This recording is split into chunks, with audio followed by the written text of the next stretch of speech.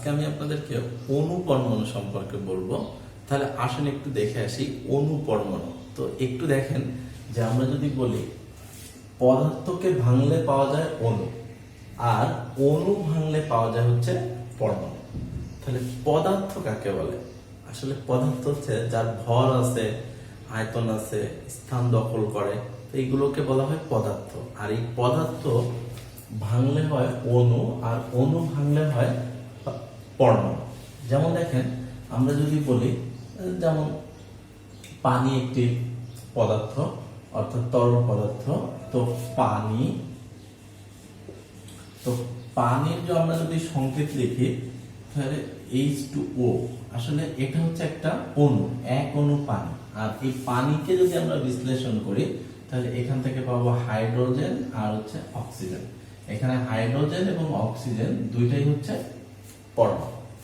তাহলে পানিটা হচ্ছে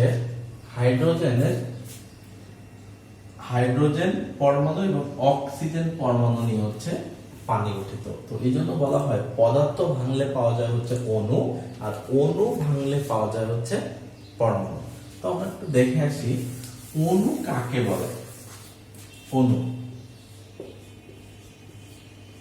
অণু হচ্ছে যৌগিক পদার্থের ক্ষুদ্রতম কণা, যা তার নিজ বৈশিষ্ট্যে অটুট থাকে অথবা নিজ বৈশিষ্ট্য ধরে রাখে।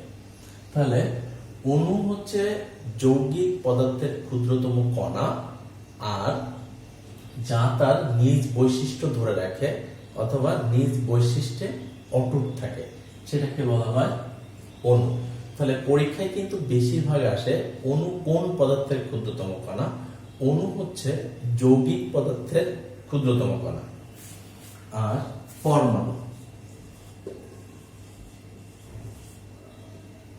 হচ্ছে মৌলিক পদার্থের ক্ষুদ্রতম কণা।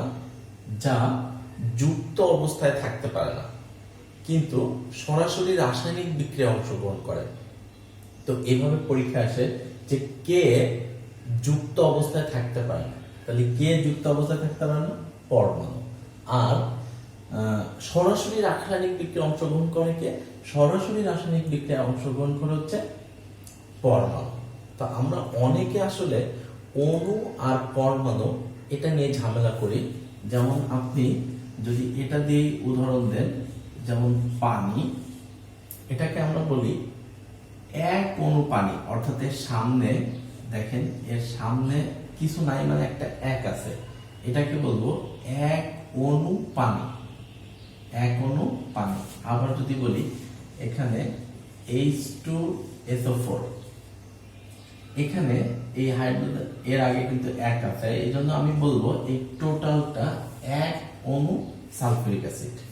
এখানে এক অণু পানি। ঠিক লাইক দ্যাট যদি এখানে থাকতো H2SO4, 4H2 অথবা 8H2SO4, তো এখানে আমরা বলতাম 4 অণু পানি আর 8 অণু সালফিউরিক অ্যাসিড। কিন্তু এটা যদি আমরা পরমাণুতে বিশ্লেষণ করি, যদি এটাকে আমরা পরমাণুতে এভাবে বিশ্লেষণ করি যে H2, এটা আসলে 2 পরমাণু হাইড্রোজেন, এটাকে বলা হয় 2 পরমাণু। অর্থাৎ বাম দিকে যেটা থাকবে সেটা হচ্ছে অণু, আর ডান দিকে যেটা থাকবে সেটা পরমাণু। বাট আরেকটু শর্ত আছে, যেমন ডান দিকে এখানে আছে, দেখেন এখানে ছিল 1, তো 1 into 2 গুণ করলে 2ই হয়, এই জন্য এটা হয় 2 পরমাণু হাইড্রোজেন। কিন্তু এখানে দেখেন এখানে আছে কিন্তু 4 into H2, তার মানে এটা গুণ করলে 4 into 2 সমান 8, এটা হয় 8 পরমাণু হাইড্রোজেন। তাহলে আবার এখানে যদি বলেন এক অণু অক্সিজেন, এখানে যদি বলেন তাহলে হচ্ছে 4, এখানে 1, তার মানে 4 into 1 সমান 4, এটা হচ্ছে 4 পরমাণু অক্সিজেন। আবার এটা যদি বলেন আপনি 8 into H2, এখানে 8 into 2 সমান হচ্ছে 16, এখানে 16 পরমাণু হাইড্রোজেন। আবার যদি এখানে বলা হয় সালফার 8S, তাহলে 8 পরমাণু সালফার। আবার যদি বলা হয় 8O4, 4 গুণ 8 সমান হচ্ছে 32, এখানে হচ্ছে 32 পরমাণু অক্সিজেন। তো আশা করি আপনারা এখন অণু আর পরমাণু বুঝতে পারবেন যে এখানে কয় অণু হাইড্রোজেন বা কয় অণু অক্সিজেন বা কয় পরমাণু অক্সিজেন। আসলে সামনে যেটা থাকবে সেটা সবসময়ের জন্য অণু ধরবেন, আর এই ডাইন সাইডে যেটা থাকবে এটার সাথে গুণ করে যে ফলটা পাওয়া যাবে সেটা হবে পরমাণু। তো এবার আমরা দেখব যে তাহলে আর এটা কিন্তু অনেক ইম্পর্টেন্ট যে অণু হচ্ছে যৌগিক পদার্থের ক্ষুদ্রতম কণা আর পরমাণু হচ্ছে মৌলিক পদার্থের ক্ষুদ্রতম কণা। তো এই পরমাণু আবার দুই প্রকার, পরমাণু আবার দুই প্রকার। একটা হচ্ছে অস্থায়ী কণিকা, অস্থায়ী কণিকা। এই অস্থায়ী কণিকা আসলে নিয়ার অ্যাবাউট 200, এর এই তিনটা মান হচ্ছে প্রায় সমান, নিয়ার অ্যাবাউট 200। আসলে অস্থায়ী কণিকা 200টা তো আর আমাদের মনে রাখা সম্ভব না, তো এই জন্য সাধারণত পরীক্ষায় যেগুলো আসে একটু মনে রাখবেন 200টার ভিতরে positron, Mason,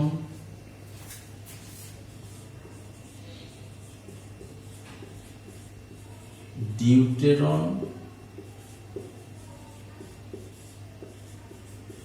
neutrino, anti neutrino.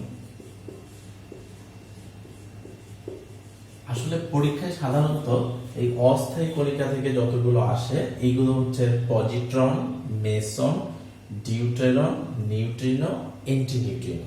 সাধারণত এইগুলোর ভিতর থেকে আসে। আর অস্থায়ী কণিকা হচ্ছে নিয়ার অ্যাবাউট 200, আর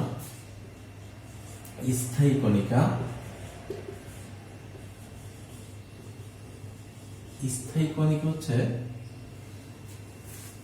বলা হয় যে নিয়ার অ্যাবাউট 3টি। আসলে পারমাণবিক ভিত্তিতে বলা হয় যে স্থায়ী কণিকা 3টা। এটা হচ্ছে ইলেকট্রন, প্রোটন আর হচ্ছে নিউট্রন। তাহলে ডিয়ার ভিউয়ার, অস্থায়ী কণিকা হচ্ছে নিয়ার অ্যাবাউট 200, আর এই কয়টার নাম বলে দিচ্ছি, এই কয়টা মুখস্থ করবেন। আর স্থায়ী কণিকা হচ্ছে 3টা, এটা হচ্ছে ইলেকট্রন, প্রোটন এবং নিউট্রন। ইলেকট্রন, প্রোটন এবং নিউট্রন। এখানে ইলেকট্রন, প্রোটন এবং নিউট্রন থেকে একটু ভিতরে প্রশ্ন আসে, তো আমাদের একটু এই ইলেকট্রন, প্রোটন এবং নিউট্রন থেকে এই ভিতরের প্রশ্নগুলো একটু জানতে হবে কি আসে। তো আমাদের একটা শক করতে হবে, যে শকের ভিতরে থাকবে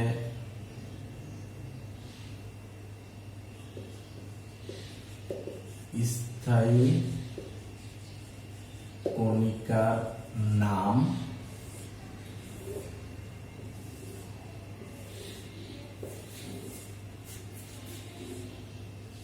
স্থায়ী কণিকার নাম, আর একটা থাকবে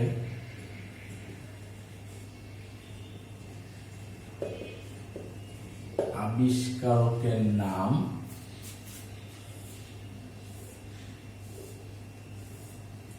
আর থাকবে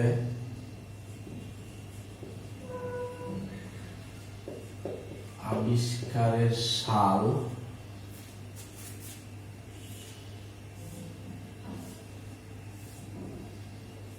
আর থাকবে আপেক্ষিক চার্জ, লাস্ট যেটাতে থাকবে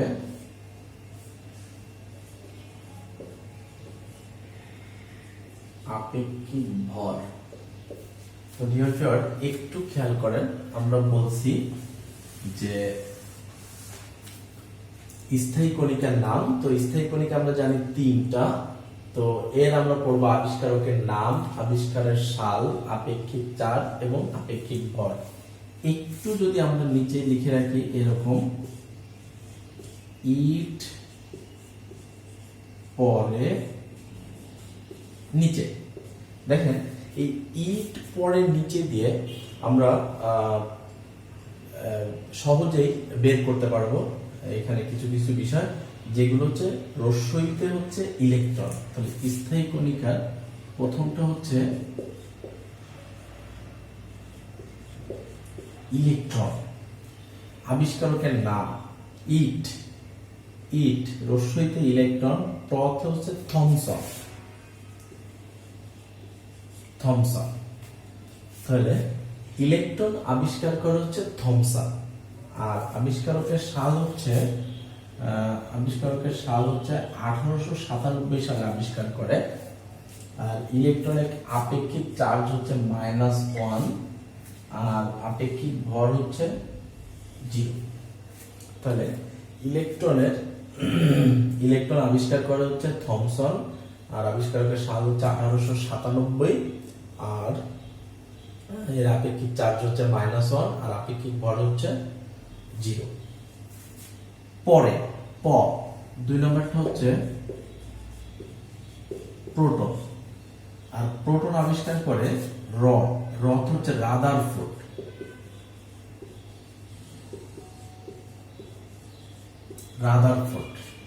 আর এই রাদারফোর্ড এটা আবিষ্কার করে হচ্ছে 1919 সালে। আর এই প্রোটনের আপেক্ষিক চার্জ হচ্ছে +1 আর এর আপেক্ষিক ভর হচ্ছে 1। নতে হচ্ছে নিউটন, নতে নিউটন। চতে হচ্ছে চ্যাডউইক।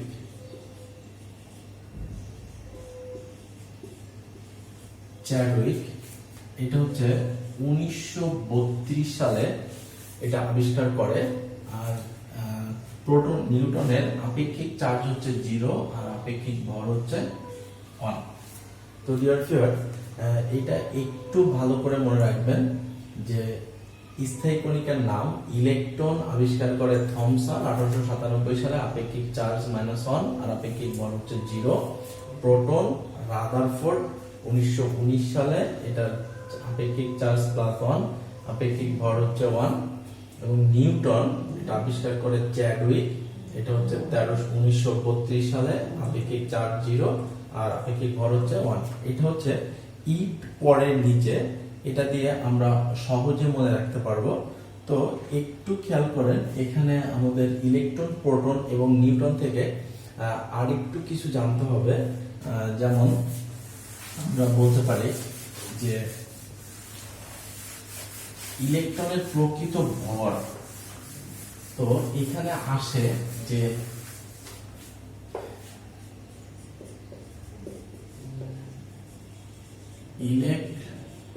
ইলেকট্রনের প্রকৃত ভর, তো ইলেকট্রনের প্রকৃত ভর হচ্ছে 9.1 × 10⁻³ কেজি। তো ইলেকট্রনের প্রকৃত ভর হচ্ছে 9.1 × 10⁻³ কেজি। এবং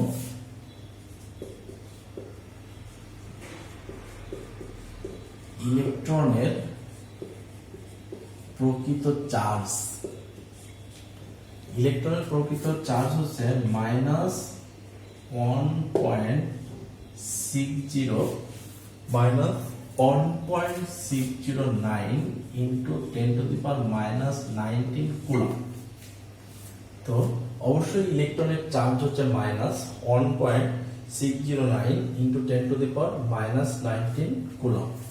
এবং প্রোটনের প্রকৃত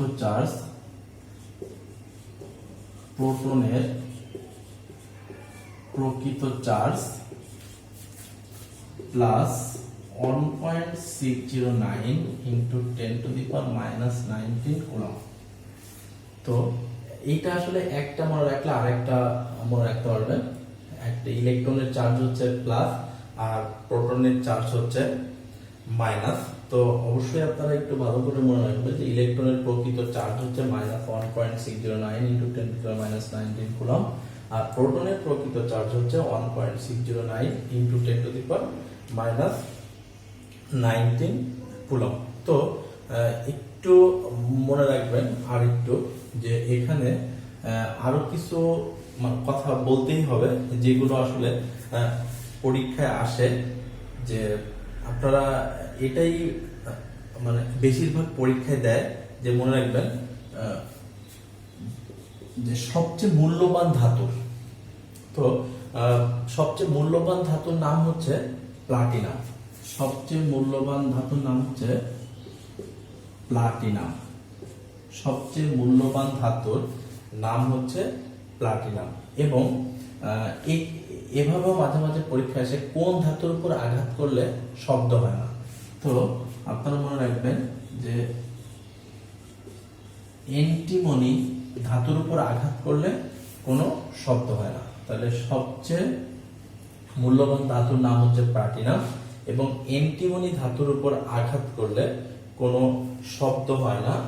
আর মানুষ সর্বপ্রথম কোন ধাতুর ব্যবহার শিখে?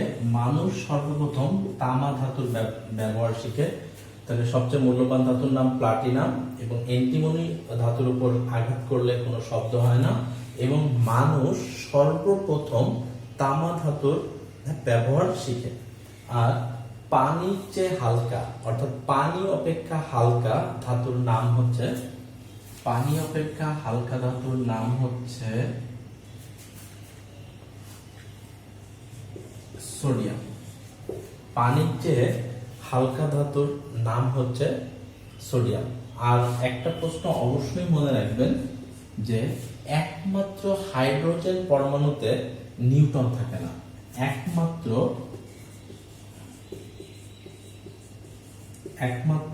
হাইড্রোজেন পরমাণুতে কে থাকে না? নিউটন থাকে না। এটা প্রায় পরীক্ষায় আসে যে একমাত্র হাইড্রোজেন পরমাণুতে নিউটন থাকে না। তো আমরা একটু দেখে আসি যে হাইড্রোজেন পরমাণুতে কিভাবে নিউটন থাকে না, বা নিউটন কেন অনুপস্থিত হাইড্রোজেন পরমাণুতে।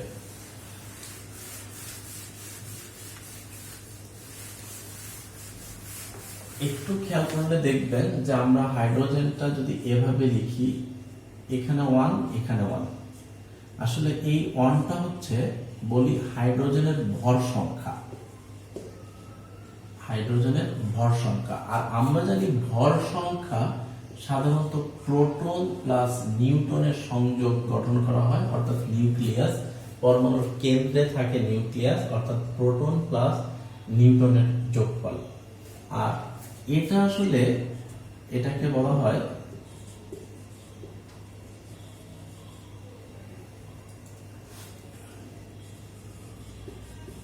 ইলেকট্রন সংখ্যা সমান হচ্ছে প্রোটন সংখ্যা। এখানে আসলে দুইটাই বোঝায়, এটাতে ইলেকট্রন সংখ্যা বোঝায়, প্রোটন সংখ্যা বোঝায়। আমরা একটু আগে দেখে আসছিলাম ইলেকট্রনের চার্জ হচ্ছে মাইনাস আর প্রোটনের চার্জ হচ্ছে প্লাস, কিন্তু দুইটা একই। অর্থাৎ এটা ভর সংখ্যা বলতে প্রোটন প্লাস নিউটন সংখ্যা, তাহলে আর নিচে যেটা থাকবে এটা ইলেকট্রন সংখ্যা প্লাস প্রোটন সংখ্যা, দুইটাই। অর্থাৎ আমি এখান থেকে বলতে পারি হাইড্রোজেনের ইলেকট্রন সংখ্যা সমান 1, কিন্তু চার্জটা মাইনাস, এর জন্য মাইনাস। আর হাইড্রোজেন এর প্রোটন সংখ্যা 1, কিন্তু যেহেতু প্লাস, তো আমি যদি ইলেকট্রন সংখ্যা থেকে প্রোটন সংখ্যা বাদ দেই, দুইটাকে বাদ দেই, তাহলে যেটা পাবো সেটাকে বলবে চার্জ। আর চার্জ হচ্ছে কি হয়? 0। তো প্রত্যেক পরমাণু হচ্ছে চার্জ নিরপেক্ষ। প্রত্যেক পরমাণু চার্জ নিরপেক্ষ। কিন্তু আমাদের প্রশ্ন ছিল একমাত্র হাইড্রোজেন পরমাণুতে নিউটন সংখ্যা থাকে না। তাহলে আমরা যদি এখানে একটু দেখি যে আমরা এখান থেকে যদি বলি প্রোটন প্লাস নিউটন সমান সমান, এখানে কত পাচ্ছি? 1। প্রোটন প্লাস নিউটন হচ্ছে 1। তো আর এখান থেকে প্রোটন, দেখেন হাইড্রোজেনের প্রোটন সংখ্যা আমরা পাইছি কত? বা আমরা যদি সমীকরণ করি যে এখানে আমরা প্রোটন সংখ্যা পাইছিলাম 1, তো প্রোটনের মান যদি 1 বসাই যোগ নিউটন সমান হচ্ছে 1, বা নিউটন সমান হচ্ছে 1 মাইনাস 1, এই 1টার পাশে নিয়ে গেলাম, বা নিউটন ইকুয়াল টু 0। তার মানে একমাত্র হাইড্রোজেন পরমাণুতেই নিউটন সংখ্যা থাকে না। তো এখানে আপনাদের যদি অন্য অন্য পরমাণু দিয়ে বের করতে বলে তাহলে অবশ্যই আপনারা বের করতে পারবেন। যদিও এটা আমরা এর পরের লেকচারে আবার অনেক সুন্দর করে আলোচনা করব। তো ডিয়ার ভিউয়ার, আশা করি আপনারা অণু পরমাণু সম্পর্কে ভালো করে বুঝতে পারছেন। তো এর পরবর্তী লেকচারে আমরা পরমাণুর গঠন সম্পর্কে আলোচনা করব। তো ততক্ষণ পর্যন্ত আমার সাথে থাকুন, ভালো থাকুন। আসসালামু আলাইকুম।